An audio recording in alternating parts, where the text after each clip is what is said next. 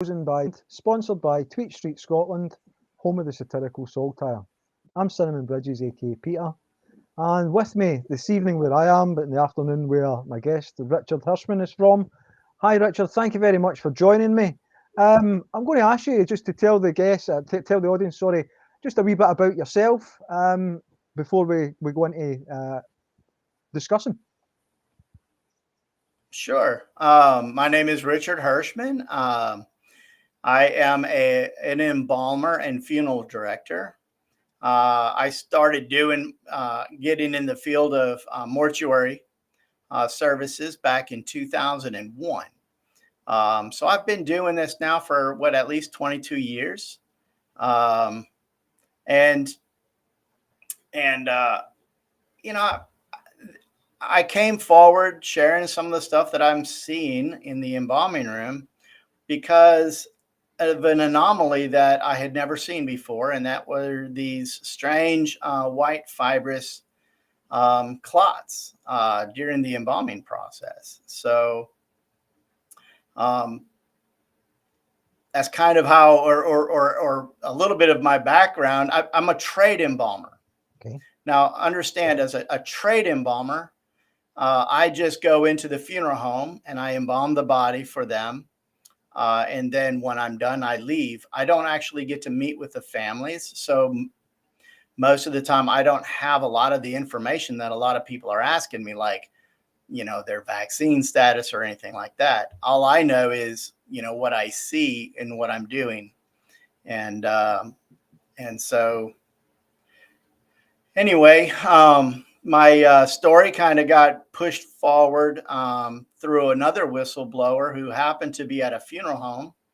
Was speaking with one of the funeral directors that knows me, and he put her in contact with me. And this person was a doctor, a flight surgeon, and I shared with her some of the images of what I was seeing, and she called me right away and we talked. And then she put me in contact with Dr. Jane Ruby, who then made this story start going public back in January of 2022.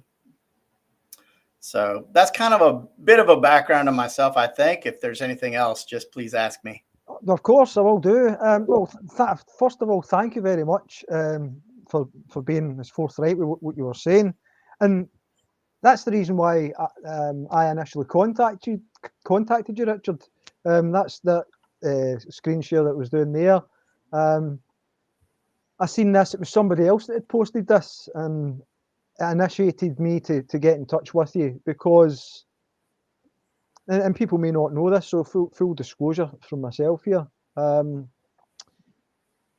In April the 23rd, there was due to be an alarm or an alerts test carried out within the United Kingdom. I'll use the United Kingdom for this, where they were going to be doing some test alerts. And I believe this is coming to America soon, if it's not already happened, where they send out emergency alerts. It's just a government test, allegedly, to show that in case of fires or floods or whatever, the earthquake, whatever the emergency situations arise. Now, on that day, a few minutes prior to that, I had a pain in my right leg, and ultimately I couldn't stand. I lost my balance. I couldn't stand. And I was hospitalised. And when I was hospitalised, the medics there told me that I had a blood clot in my groin. So they would have to operate. And I asked them if I could get the clots home with me, as if it was a dentist appointment, taking the tooth home with you. I asked if I could take the clots home, and they blankly refused. Now, they took clots out of both of my groins, and they told me that I also had 2 blood clots in my heart and an aneurysm in my heart, which, again, I don't know where it's came from. A lot of the talk comes from where you're vaccinated, where you're not vaccinated. I'm not vaccinated. The only member of my family that is vaccinated is my stepson, my youngest stepson, who was hospitalised after he had the vaccine with a twisted bowel. And then that's the only contact I've had with somebody who's vaccinated. Other than my mother and father are vaccinated, but we're not within a what you would class as a close contact situation. It's very rarely that I go and visit. We talk over the telephone, video calls, etc. So I contacted you because of that image that I shared, and because of the job that you do. Now, how long have you been doing that job for?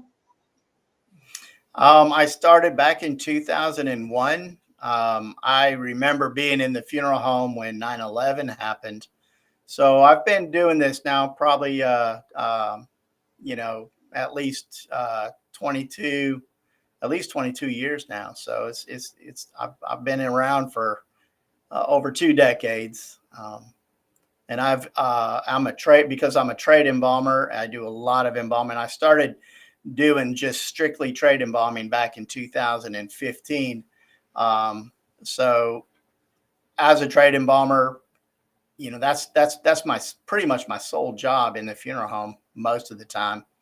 I have embalmed, I couldn't tell you how many thousands of bodies in the past 22. So I'm no novice in doing this work. And when did you start noticing the fibrous clots, as we'll say? Was it new to you, or is this something that maybe throughout that period of time you've maybe had the occasional instance of those fibrous clots? Well, I can tell you that in my field, embalmers, we typically will run across blood clots from time to time. We have the entire 22 years that I've been doing this work. But a typical blood clot is pretty much like grape jelly. It's just coagulated blood stuck together. They tend to want to fall apart if you try to manipulate them or hold them.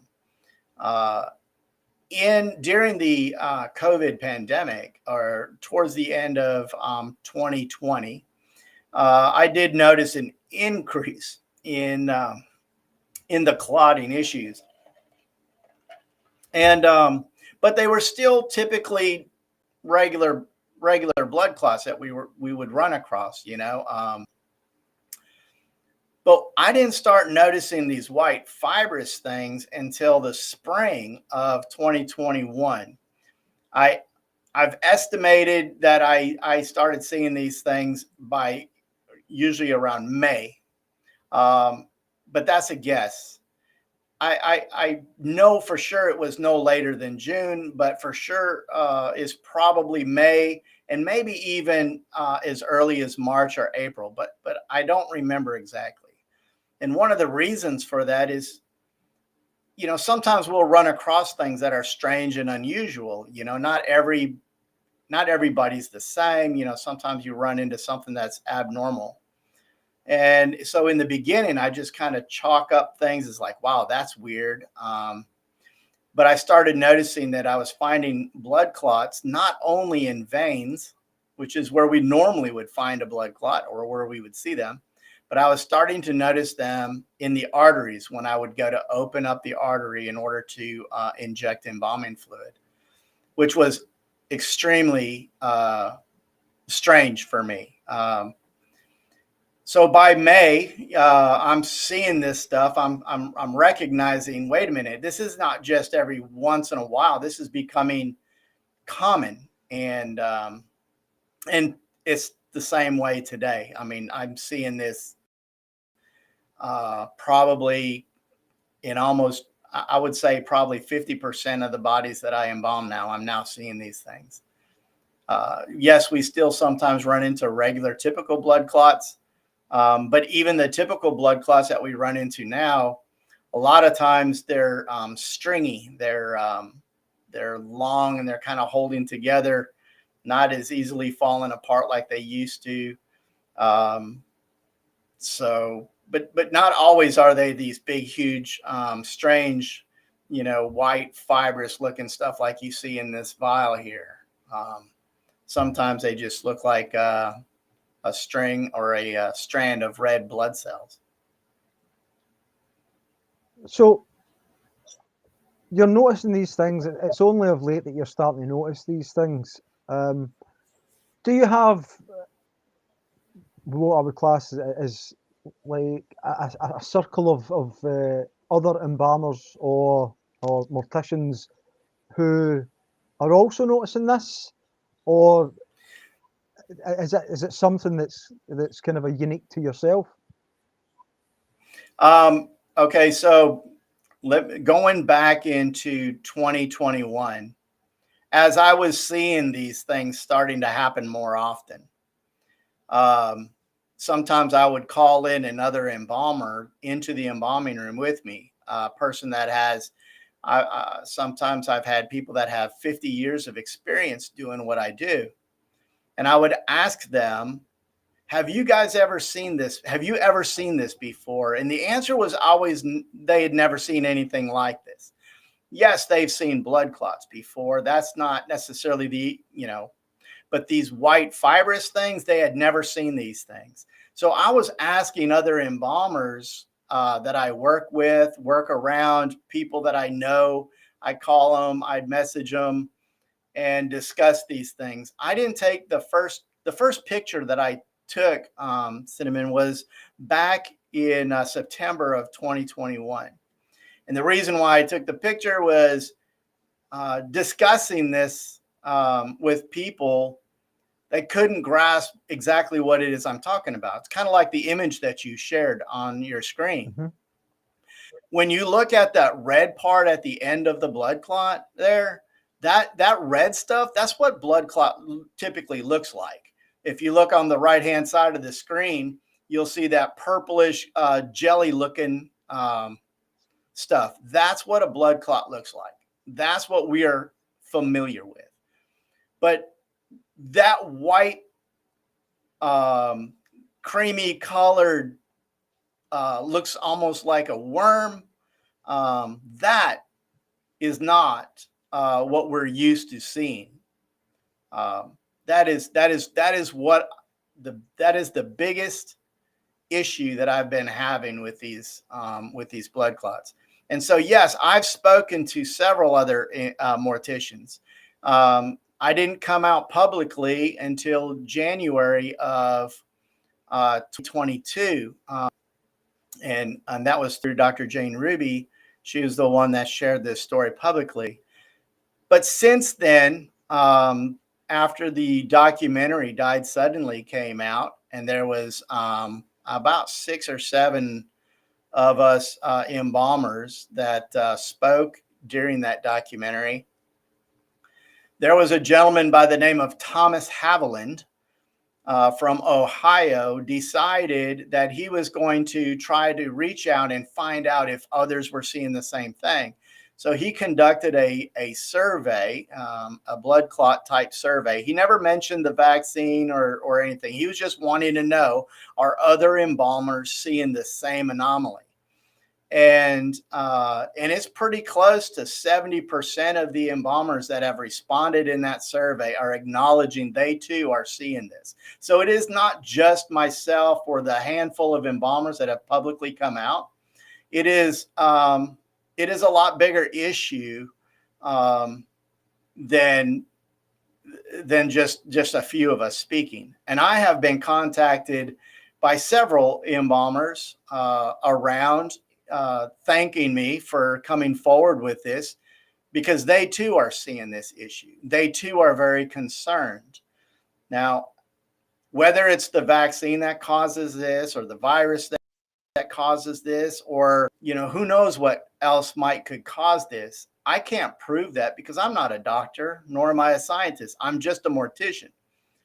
And it's important that we get to the bottom of figuring out what is causing this. Now, my guess is that it's related to the virus and or the vaccine, or both, or maybe there's something else that's causing this. I don't know.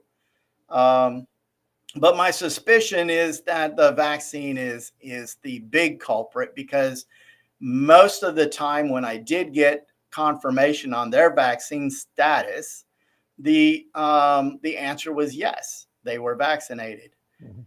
Now, I was speaking with a reporter the other day. People have contacted me, other reporters, trying to do stories on this, and very few reporters actually speak to me in person or call me. But this reporter informed me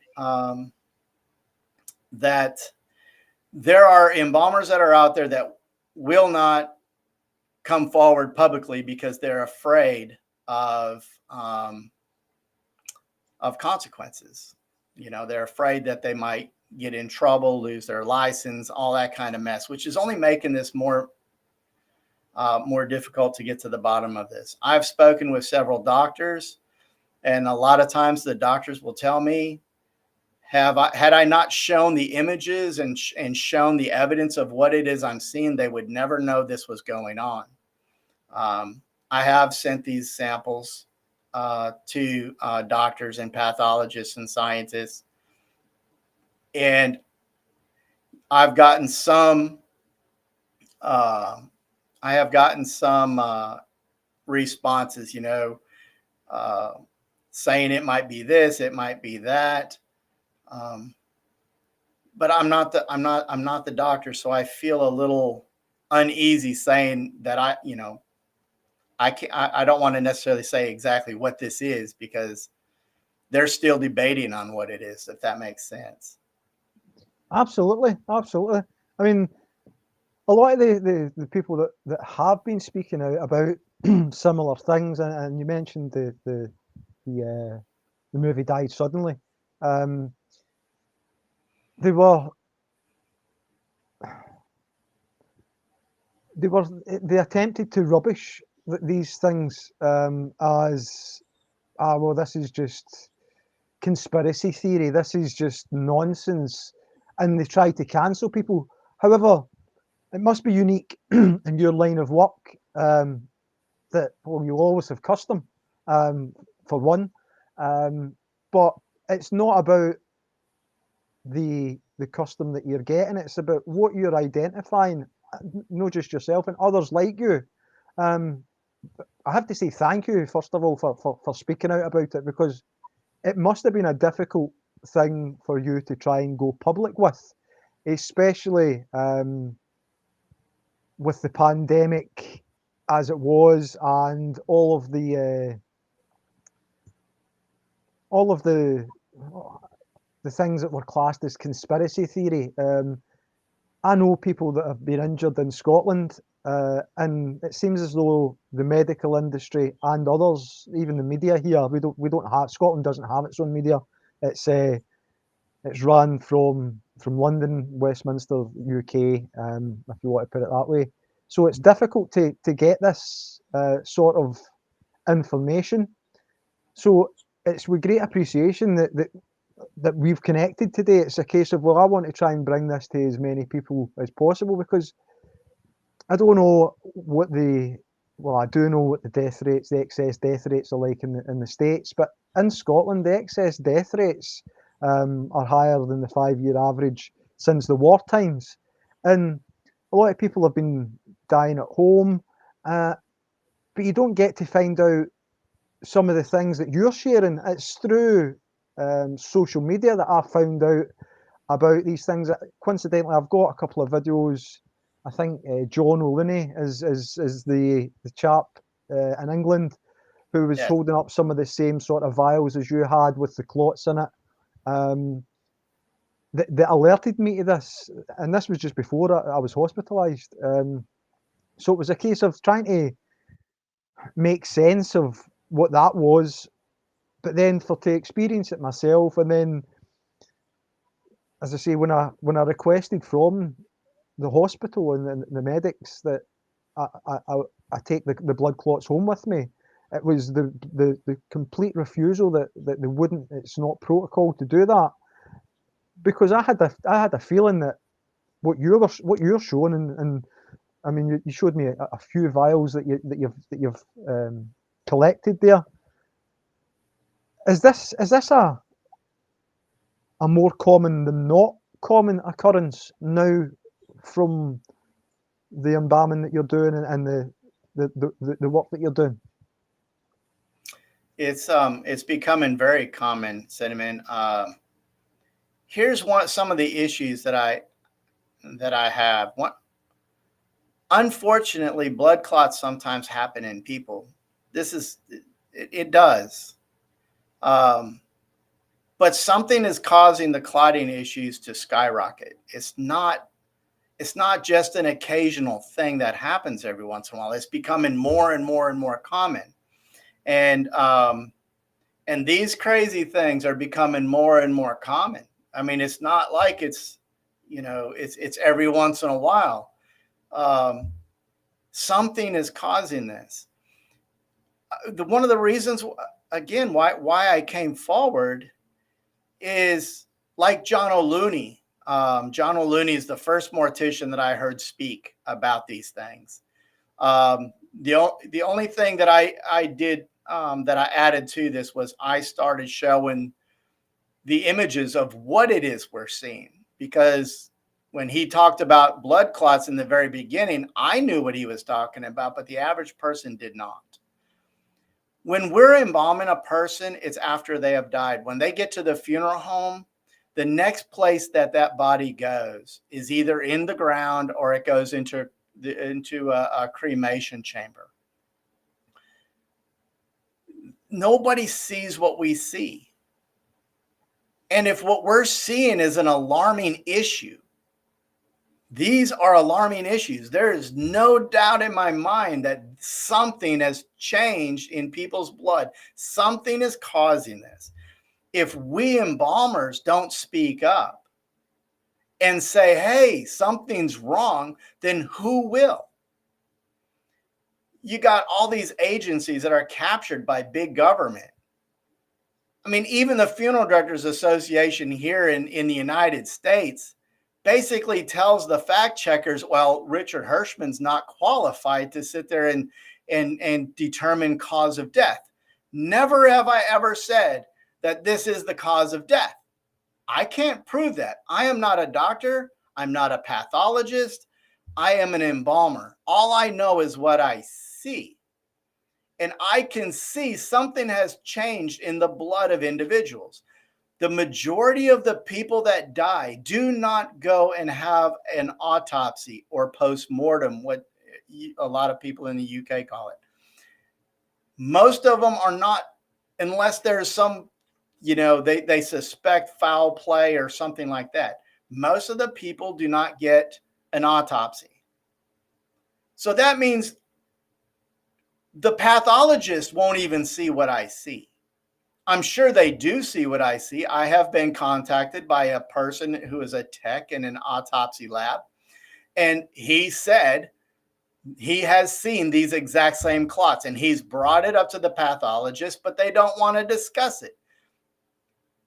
It's like, oh, we're just going to call that a postmortem clot, or it's just, whatever, a thrombosis.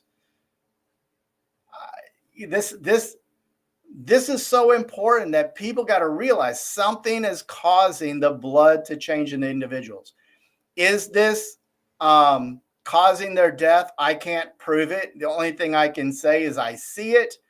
And if it is inside of people, then I can't see it as something that is healthy for the individual. And if we don't speak up and say, hey, what's going on? The doctors aren't going to be looking for this. The doctors need to be looking at people's blood. Something's changed in the blood. I was on a Zoom call just the other day, and two people that were in the call that spoke nurses. And one of them had a picture, a picture that he took from when he went to try to reconnect somebody's IV after they came back from physical therapy. And it was a clot, probably several inches long, that he had to pull out during he started aspirating the line because there was something clogging it, and he pulled out a very long, several inch long, stringy looking clot. Now this was in a living person. On that same call, I had another lady who was telling me about her sister-in-law who died of blood clots. Now, people were asking in the chat, and they verified both of those individuals were vaccinated. Is this the vaccine 100% causing? I don't know. I just know something's out there. Something's causing clotting, and we cannot pretend that it's not happening. The excessive deaths that are going on around the world, is it connected? I believe so, but I can't prove it. But unless we bring light to this thing, we'll never be able to prove it. It's very important, because if the vaccine is causing this, we have got to find a solution. And unfortunately, I've heard so many reports of people that have been analyzing the blood of living people. And they all have told me, and I've talked to several of them, they all have told me when they started coming out with the vaccine, they started noticing abnormalities in people's blood. And it was only in the vaccinated people. Now they're telling me, and I just had a conversation with one the other day, and she's from Canada, and she is now finding this in unvaccinated people as well. I've talked to Anna Mahalcha, who also does live blood microscopy. She too is now seeing it in unvaccinated people. It's no longer only in vaccinated people. Is this somehow tied to the situation that you had yourself with the clots that you had? It's possible. I can't prove it. All I know is we cannot keep pretending this isn't happening, because the longer we continue to pretend that it's not happening, then the longer it's going to take to find solutions and answers to help the people that are affected by this. Absolutely. I mean, just to come back on what you were saying there, there's the mention of shedding. As I say, disclosure, I'm unvaccinated. My wife's unvaccinated. My stepson was the only person in this house that got vaccinated, and that was so that he could have the freedom to go on holiday. Because during the pandemic, you had to be vaccinated. Some people had to be vaccinated to go to work. Some people had to be vaccinated to go on holiday. Some people had to be vaccinated, threatened they would lose their jobs, their livelihood, and all of these things. So they were pretty much coerced by 24 hours a day fear-mongering about the coronavirus, which led to a big uptake in the vaccine, certainly in Scotland anyway. And I'm noticing through social media, because I don't see this on any mainstream media anywhere, as if the mainstream media are sponsored to keep quiet, along with all the politicians. There's only been one politician in the United Kingdom, Andrew Bridgen, who has spoke up in favour of the vaccine injured, and he was classed as a conspiracy theorist and the mother of all parliaments in Westminster. So what chance have we got when all of the elected officials have possibly, and doctors have possibly taken sponsorship from some of these big named big pharma outlets like Pfizer, Moderna, Johnson and Johnson?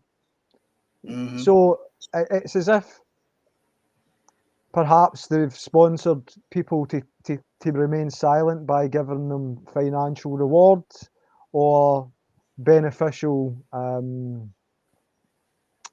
billing on certain programs, etc. And that keeps the people that are suffering in the dark, and it keeps the rest of the people that might have other injuries, because I mean, if you have a look at the rise in turbo cancers, for talking's sake, the rise in childhood cancers, the rise in stillborn, and so on and so forth, all of this comes together as what could be described as the perfect storm against the citizens of the world, the people of the world. And when there's no answers coming forward, I mean, certainly Robert F. Kennedy Jr. has spoken up about the vaccines and vaccines in general over the period of the past 20, 30 years, and how the number of vaccines, childhood vaccines, have increased. And as a result of the childhood vaccines increasing, autism increases, ADHD increases, all of these things that weren't so prevalent in the younger generation that are now starting to display a lot of these things. And Yes. I guess it's one of those things where, do you trust the government, or do you trust the people that are on the ground that are actually trying to make others aware, like yourself, John Looney, and others who have came forward to speak up and put their head above the parapet and say, well, I mean, I guess it comes down to faith in some cases where you're compelled. I mean, I know that I'm compelled to blow the whistle on certain things. I fear nothing and nobody, so I'll speak about anything. And when you've got faith, I guess everybody's that has faith is pretty much determined to do the right thing. Was that where you came from? Is that where it was what drove you to speak out initially, or was that one of the things? It is. It is probably the biggest thing. In the beginning, when it was, back around November, December of 2021. No, November, December of 2021. This stuff was starting to hit really, really heavy in my heart, because I was starting to see this more and more. People were asking how often I was seeing it, and I didn't have the answer, so I started logging it. And in November, it was just under 50% of the bodies I was seeing was having this. In December, it rose a little bit. In January, it got even worse. And I was losing sleep at night, because I feel like I was witnessing something very, very devastating that could be affecting humanity as a whole. And I felt like God was just putting it in my heart and spurring me to do something, even though I didn't know exactly how to go about doing that. I reached out to a few places and sent out emails, and didn't get any really. I mean, I got response back from one of them, who was they were a bunch of doctors. They found it very fascinating. They sent it off to some of their pathologists that found it. The picture is very disturbing. They couldn't explain what it was. And eventually, again, it came around to where that whistleblower ended up at a funeral, who actually had contact with Dr. Ruby, who was the one that made this story kind of go forward. But it's been a slow move forward. It's just slowly getting out there, especially as I was sitting there seeing and hearing all of these reports by the middle of summer, late summer of 2021, of all these people that were suffering these strange strokes and heart attacks and all these blood clots. And when I was hearing reports of blood clots, and I'm seeing all of these crazy looking things like this, I'm saying to myself, these are not normal blood clots. That's the problem. They're not. These clots that I'm seeing are unlike clots that I've seen in my entire 20 years prior to that. So yeah, it was a lot of faith, my faith causing me to speak and come forward with what I'm seeing. I'll never forget when I heard John O'Looney. It was in late September or October of 2021. And his testimony that he was sharing, I knew exactly what he was talking about. because I'm an undertaker too. You know, this is what I do for a living. But I knew it from the inside. You know, I knew what when he was describing things, I could see it. I knew it. But the average person outside of the mortuary field, they don't know. They don't see what we see. You mentioned the increase in deaths. I can tell you personally, you know, babies sometimes die from time to time, and sometimes there are stillborn children. That happens. But I tell you, within the last year, I feel like I have seen more babies or more young fetal demises, stillborns, and that kind of thing in the last year than I've probably seen in all of my 20 years together. That's a lot. That's a huge increase. When you mention the cancers, I am seeing cancers on the rise. But what's most concerning about the cancers for me is years ago, well, typically the cancer patients that we would get, a lot of times when they die, we could see the signs of their struggle. We can see how they, you know, had slowly deteriorated as they were fighting cancer for a number of years. They often would have no hair left on their head. Sometimes they'd be so emaciated or skinny, and you'd see the tumors bulging, you know, from different areas. And I know that sounds pretty horrible and graphic, but you got to understand, a lot of times we could see, you know what I'm saying? We could physically see this person suffered. Now I'm getting cancer patients that look just as healthy as I look. You can't tell. If the funeral director didn't tell me that this person died of cancer, I would have never known. Now, we still get some cancer patients that are typical from what we see, but the number of cancer patients that we're getting are people that find out they have cancer, and within the matter of weeks or a couple of months, they're already dead. So that's, you know, in today's technology, and the way our medical field has been, we were making cancer much more survivable. You know, we were extending people's lives. And when it comes to the babies, you know, with all of the technology and the medical advances, that stillborns and stuff like that, we're going down. And it seems like that's just not the way it is anymore. And the other one that we have a lot of are people that are dying suddenly. They seem fine, and next thing you know, they're collapsed. They die. Yes, sometimes sudden death happens. I get it. It does happen sometimes, but the rate at which we're seeing it is much higher than it used to be. And when I talk to the other embalmers that I know, you know, they're struggling with fighting some of these clots. And then there's periods of time. Now, don't think that everybody that I embalm has these horrible clots in there. Sometimes they do not. But we're all struggling with these strange abnormal clots. I personally, Cinnamon, don't think that all the vaccines are the same. There was that study that came out of, I believe it was Denmark, that showed that there were different batches, and some batches had high rates of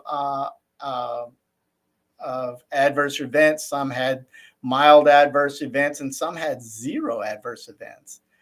Which, you know, why is that the case? You know, why is there a variation between the different lots within the vaccines? I don't know that answer. I have no idea. All I know is it's a good thing in a sense, because that means that everybody that got the vaccine doesn't mean that you've got a death sentence. Yeah. But the more shots you get, how do you know when you're going to get one of those vials that might be worse than the others? And that's assuming that the vaccine is causing this stuff. And of course, I can't prove that, but this stuff never existed before. Thomas Haviland's survey shows almost 7 out of 10 embalmers are now seeing this. And the other main thing that he found in his survey was that it all seemed to start in 2021. Yeah. Almost every embalmer that acknowledges, they started seeing this in 2021. What has changed? It's What is there? it's one of those kind of a rhetorical questions, because I think a lot of people know what has changed, but not a lot of people want to accept that that could possibly be what it is, because they've been duped, for want of a better word, into taking this to save granny, to taking this in to save somebody who is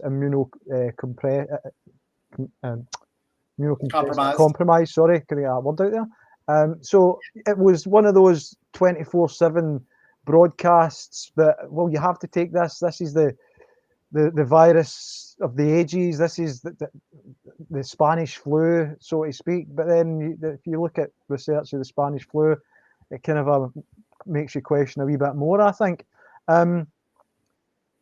But if you could put a percentage on it, Richard, when you're going about your duties, what sort of percentage would you say that you're finding these fibrous clots in now? Like, since you've been made, since you've became public with it, what sort of percentage would you say of the people that you're getting in are presenting with this? Yes, that's a good question, and I'm going to try to answer it the best I can. Back before all of this stuff was happening, like I said, I've been embalming for 20 years prior to this whole craziness.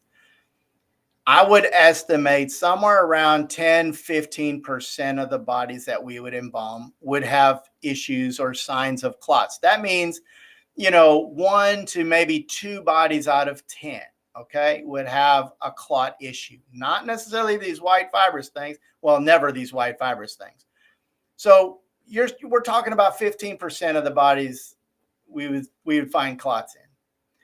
In today, right now, in the last over a year now, I probably can pretty much say this stuff, and not always is it a lot, sometimes it's smaller, but I'm finding this kind of stuff in probably 50% or a little more than 50% of the bodies. And I'm only getting about maybe 10 to 15% of the bodies that I now embalm have no clots.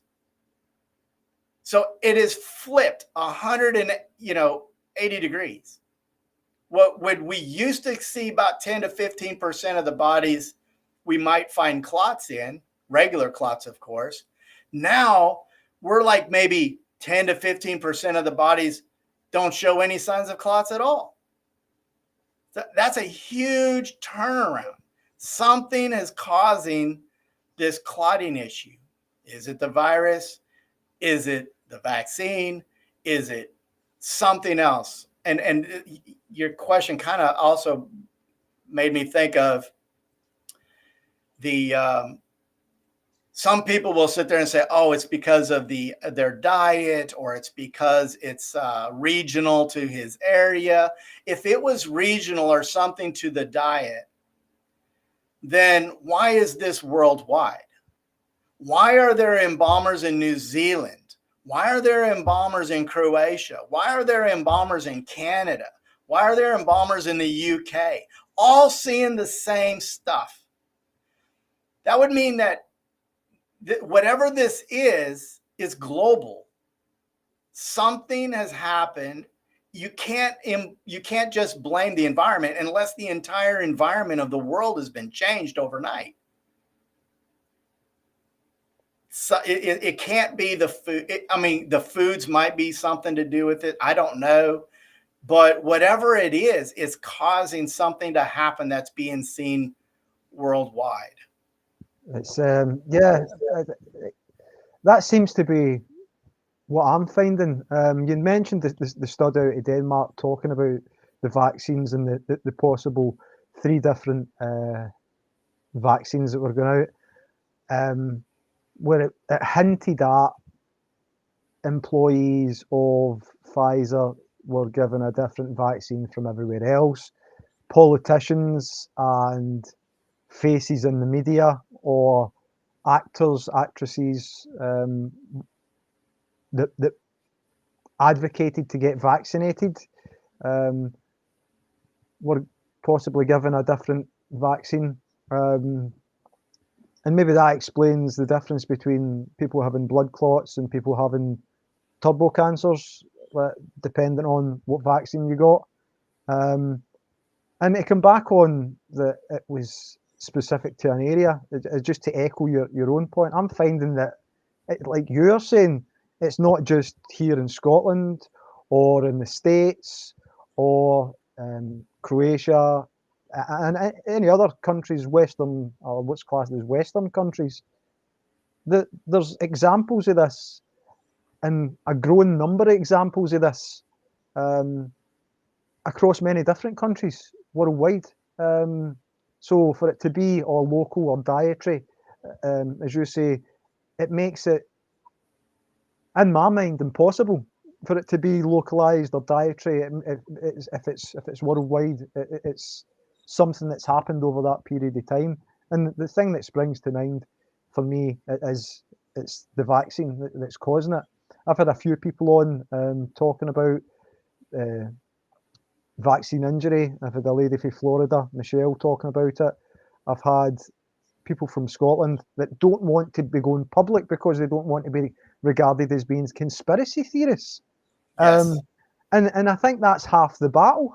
But wait a minute, this is happening to you, so you've got to speak up and raise your voice on it. And from the other side of it, from your perspective, that you're noticing where it was 10 to 15% of the bodies with clots, it's now 10 to 15% that don't have clots of one form or another, a complete 180, as you say. Yeah, it leads to the fact that perhaps our governments aren't being very truthful with us, and I think that's one of the things. I don't trust my government. I don't trust. We've got two governments in Scotland. We've got the Scottish government and then the wider UK government. I don't trust either of them. They're liars. They're proven liars. But I guess that's where I turn to my faith. And coming back to faith, I wanted to ask you, Richard, that because I know that we share the same faith. Have you read this book by any chance? It's called the Revelation, the Book of Revelation. Oh, I've read the Book of Revelation in the Bible. Absolutely. Yes. Yes, and I feel that's where we are right now. As a matter of fact, man, I read a verse. I think it was in chapter 12 of Revelation, talking about how the devil was sent down to the earth and all this stuff about not fearing death. We have to not fear death. And I don't fear death. I fear the act of dying. I don't think anybody wants to suffer the pain of death. The pain is real. Pain is real.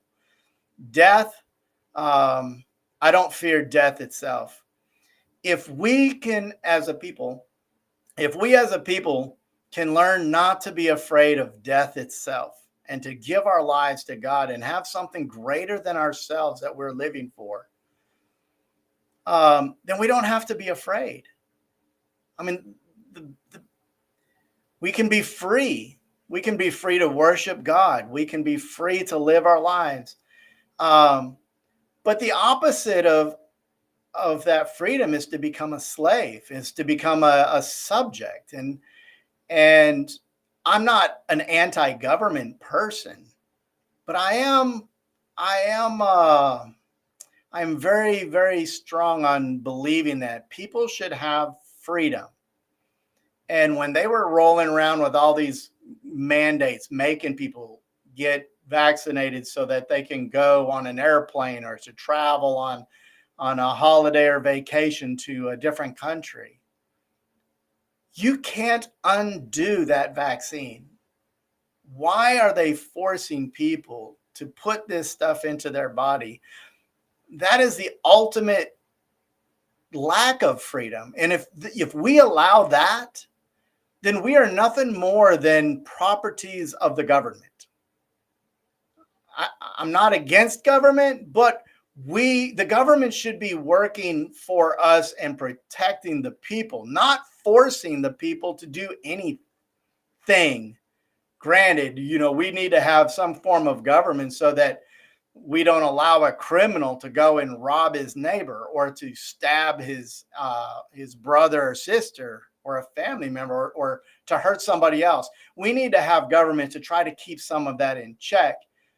But this whole agenda that's going on with digital currencies and all that other kind of stuff that's starting to come out is very, very scary. And if you read that book, the book of Revelation, and go back and read the book of Daniel, it will open your eyes as to what's going on. And that's why I believe we're there. I believe we're there. And if we can not be afraid of death, we can fight. Absolutely. We can fight. And we have to fight. And I'm not saying that we have to fight necessarily with knives and guns or whatever thing like that. I'm saying stand up for your rights and say no. If everybody says no, what are they going to do? Arrest everybody? Line us up and put us in jail cells for everybody? People need to realize you have power. You have power to say no. Just say no. Absolutely. And say yes to God. Absolutely. And if we're in the last days, if we're entering that book of Revelation, there's going to come a time that those governments, these powers, they're going to come after us individually. And they will kill me, or they might kill you, or they may kill whoever stands up against this system. But if everybody stands up, what are they going to do? Kill everybody? Then everybody will see what's going on. They will lose. God wins in the end. There's no doubt about it. God wins. Absolutely. Absolutely. I think on that point, I think what we'll say is, I'm going to ask you, what can I expect to see from you in the future? What can everybody who's been watching expect to see from you in the future? Well, I can tell you there's some things that I'd like to make sure people understand. I'm on Twitter. Okay, you can find me on Twitter. It's my name. I think it's at R_Hirschman. But you will notice I am my page on Twitter or on Facebook. Nothing is monetized. I'm not writing a book. I'm not I don't charge fees to speak. I have nothing financially to gain. Everything that I share is I'm just trying to help humanity. And a lot of the people that I know are doing the exact same thing. They're just trying to help humanity. So understand, this is not about money, and it's about humanity. I can tell you that there was a reporter that was here. I'm not going to say exactly when, recently, that had done an interview with me, and that interview was also done with Thomas Haviland, who did the survey. I don't know when it's going to air, because it will be hopefully on mainstream media. And I say hopefully because just because the report was done doesn't necessarily mean that mainstream media is going to allow it on their programming. But I can tell you that the interview was done. There are times that I feel like I don't want to speak no more, that I want to just kind of disappear into the sunset and try to return back to a normal life. However, God then wakes me up and sends somebody like you and messages me and said, "Hey, I'd like to talk to you." And to me, that's God saying, I don't care what you want to do, Richard. You're a voice and you need to go out there and speak. Even though sometimes I don't feel like I want to, I have to. I have to do it. And I'm going to continue to speak. And I'm going to continue. I don't seek to speak. people, just like I didn't seek Dr. Jane Ruby, somebody sent Dr. Jane Ruby my information, and she contacted me. Just like I didn't reach out to you, you reached out to me. And that's how I try to keep myself from trying to allow my head to get too big and try to do the will of God and not my own will. I'm a flawed man. I'm no perfect person. I do know this, that I do 100% believe that Yeshua, Jesus, is the Son of God. I believe that God so loved the world, he gave his only begotten Son, so that he who believes can be set free. And in the last days, many of us may suffer to the point of death. But understand, don't be afraid of that. Be afraid of the eternal death, the eternal separation from God. None of us are perfect. That's why we need salvation. That's why we need God. We need him more than he needs us. He loves us, but we need him. And to me, that's the biggest point that I have to put out there. There are people that are vaccinated saying, what can I do? You can listen. There's Peter McCullough's got some stuff to come out and say that this is supposed to help fight the spike protein, blah, blah, blah, all these things. And listen, I love Dr. Peter McCullough, Dr. Ryan Cole. I love a lot of these people, Dr. Thorpe, and they're trying to help. But I no longer trust the experts, these people up in these three-letter agencies that are trying to discredit everyone that's trying to speak out. And why do not people don't want to speak out? Because they lose their jobs.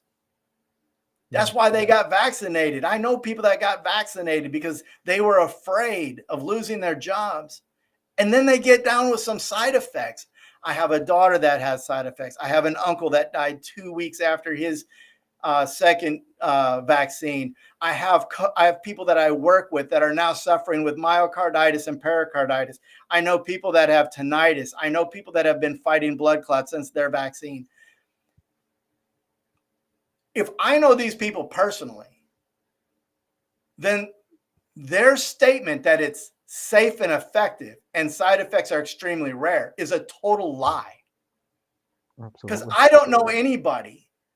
I don't know any. I don't know anybody that suffered a major side effect from another vaccine, but I know people that have suffered from this vaccine.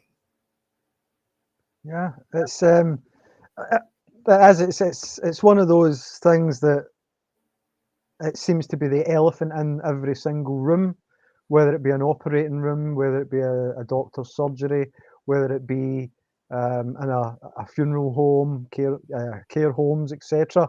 That seems to be the elephant in the room. And to come back on what you were saying just in regards to faith, yeah, I was pretty much the same as you. I'm independent. I don't look for any sponsorship. I don't look for any donations. Everything that I do is 100% from my heart, because my heart's connected to God, and Amen. It's pretty much driven by a higher power, and that's why we've connected. That's why I've connected with others about so many different subjects. I also happen to know, well, just coincidentally, and this probably sidetracks, is it only men and women that you get in your funeral home, or is there a mysterious so many different genders that come in there, or is it just men and women, which is another? Yes, when I fill out some funeral homes, we fill out a certain case report. It has on there male or female, and the person, I can't ask them because they're dead. Mm-hmm. So I put it there. But there are there's this thing called what is it? The people with both sexes, the male and the female, hermaphrodite. A hermaphrodite is a person. Yeah, hermaphrodite is somebody that's born with both sexes, right? We all know that they exist, but it's extremely rare, isn't it? Extremely rare. You know how many hermaphrodites I've embalmed in 22 years? None. I've never seen one. I've never seen one. Now, if this is extremely rare, then how come I have so many? Now, well, if I started seeing, if a doctor, an OBGYN is delivering babies, he'd probably go his whole career and never see a hermaphrodite, right? He knows they exist because it's been documented and it happens.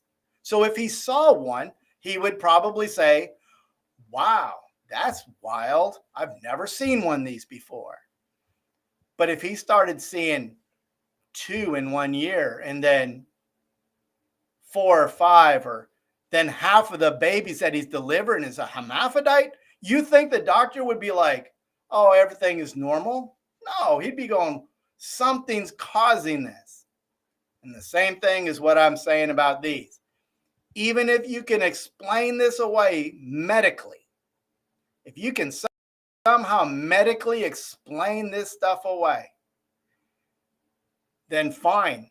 But then explain away why I'm seeing it in almost 50% of the bodies I embalm. You can't do that.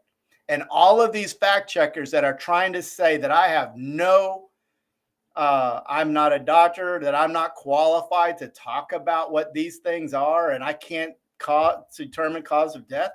You're right. I can't, but I can prove what I'm seeing because I have lots and lots of it. I've got over 200 images from 200 different people in the last little over a year and a half. I'm almost getting close to almost 2 years. And I don't take pictures of them all, and I don't take samples of most of them.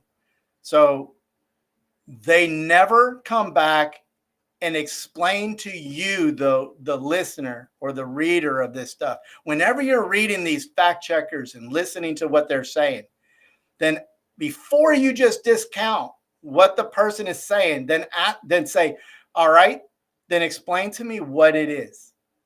You're trying to say he can't explain what it is. All right, well, then you explain what it is. And if you can't explain what it is, then shut the hell up and leave me alone. I'm telling you, I know what I see. And the embalmers, those 7 out of 10 embalmers that are saying this stuff, we're not a bunch of lunatics. All we care about is what we're doing, and we care about humanity. And those fact checkers, let the blood of the injured and the dead be on their hands and not mine. I'm trying to sound an alarm. And if they're trying to silence me from trying to help save humanity, then they're responsible for those people that aren't getting the truth. Well, that's your alarm has been heard all the way over in Scotland. And I want to try and echo that a wee bit further by doing things like this. Thank you so much for speaking to us and providing me with a wee bit of hope, in all honesty, from what you said. But I guess that's a faith-based hope as well, you know. So from Richard Hirschman, from Cinnamon Bridges, that's the end of the live stream for this evening. So chosen by Cinnamon Bridges, on air from Scotland, sponsored by Tweet Street Scotland, home of the satirical saltire, with Richard Hirschman. It's good night for now.